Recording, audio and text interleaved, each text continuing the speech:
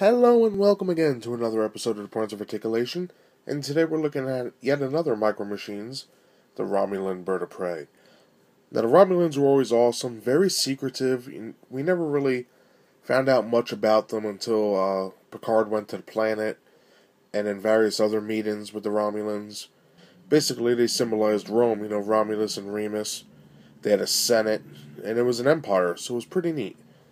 But this ship really stood out, and I loved the episode when this would decloak, fire its plasma torpedo, at least I think it was a plasma torpedo, and blow up stuff and then run away, and then it had a battle with the Enterprise. Real nice stuff. And just like the other ships, it is detailed nice. It has a nice paint scheme, even though it doesn't look it. But let's get right into the review. The detail for the Romulan Bird of Prey is very simplistic. We have our saucer section. Windows. There is some discoloring, that's paint scuff, so don't worry about that. If one of you guys buy this or have this and it's in better condition, it'll just be a flat gray. But we have our windows, the fin in the back, and we have our wings or pylons that connect to warp nacelles. Now when I was growing up, a lot of people would tell me that this ship never had warp capability, and I always believed them, but with the internet and the Star Trek Encyclopedia and all that stuff, this ship can go to warp. These are warp nacelles. I guess they're impulse as well. There's no impulse vents anywhere.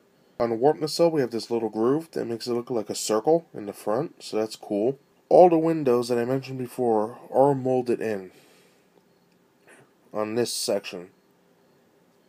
And we have copyright crap.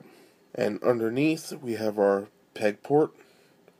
And then before we get to the paint, we have 3 little dots that are molded in here.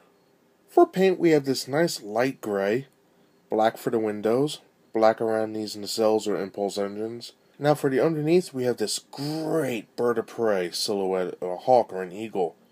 And it's really nice. It's orange, and all the details of the bird are outlined with this black. So we have the feathers, the feet, the beak, and the talons are painted white. It's different than the gray, so that's nice. And the black also continues on the bottom of the nacelles. And that basically does it for the paint. There's not much to this ship, but it's cool nonetheless. So let's measure it up and compare it. When measuring the Romulan Bird of Prey, she is just about 1.5 inches long. For length, over 2.5 inches. So it's a nice sized ship. And just like every other ship so far, comes with a stand. Put it in the peg, and you're good to go. To compare to Romulan Bird of Prey, I have the Enterprise out. And like before, they go great together. And that does it for my review today of the Romulan Bird of Prey by Micro Machines.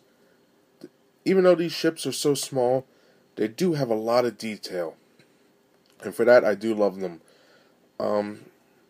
The ships may look simplistic, but you know what? That's how they were made back in the day. And a lot of ships from this time period all are like a gray battleship or submarine color. The Enterprise is even like a gray. You have the Botany Bay, which is another gray. The Galileo, which is shuttles, gray. And, it goes on and on.